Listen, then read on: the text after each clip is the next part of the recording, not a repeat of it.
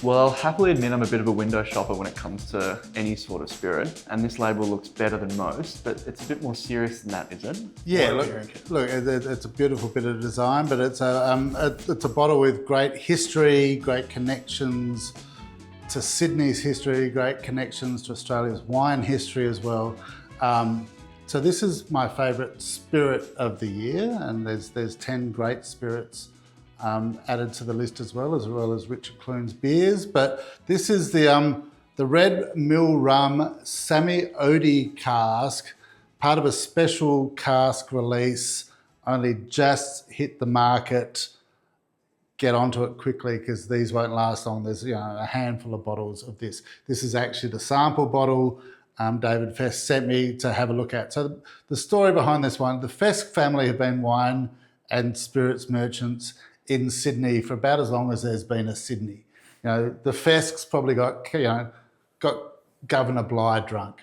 So that long family tradition in the liquor trade in Australia is really significant. David Fesk decided several years ago that he wanted to rejuvenate an old rum brand that the family had, and that was Red Mill Rum. And there's a range of Red Mill Rums that are fantastic and worth seeking out. Really, really great stuff. This is part of a special cask maturation series that he does, maturing the rum in a bunch of different vessels.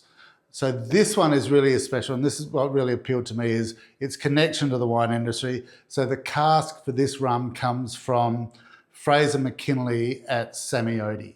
So you will know, and a lot of people out there looking will know, that this is about as cultish as Australian wine gets. The Sammy Odie wines, if you want to get hold of these wines, you've got to get on Fraser's waiting list, join a queue that is now about 15 years long to get hold of what Fraser does. Those Sammy Odie wines are incredibly special wines, really, really amongst some of the finest wines of the world, speak beautifully of the Barossa, but Fraser's particular take on the Barossa. So to have this mesh of this old historical rum brand rejuvenated by a scion of an old historical booze trade family, and bring it together with the Sammy Odie cask. There's so many threads being pulled together in this one particular bottle. So I think it's pretty special. I hope he gets to do it again. I don't know if there is any plans to do it. This may well be the one and only time we get to see a Red Mill Rum in a Sammy Odie cask, but this is pretty special. There will be, I think, what is he saying here? So this is the sample bottle. Like I said, you're getting more than this if you can track down the bottle, but there will be 128 bottles of this rum produced. About 200 odd, about $225, I think. Special stuff.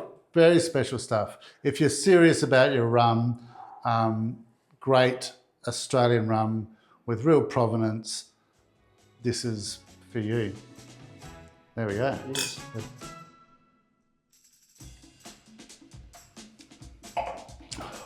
Oh, so good. Wow. So good. And what I like about it, if you taste the standards of the Red Mill Rums, you see all that quality in there, the lovely cane sweetness and everything else. But what you see here in this particular bottle is the way that Sammy Odie cask sort of compresses the rum a little bit, tightens it up, puts that sort of little schmick layer of tannin across it. You get some of that sort of dark berry fruit sweetness that's been left in the oak after it's matured, beautiful Sammy Odie Shiraz. So I just think that is Australian drinking history in a glass, and it's a very special thing. Red Mill Rum, Sammy Odie cask. Seek it out. If you're serious about rum, you want to find that.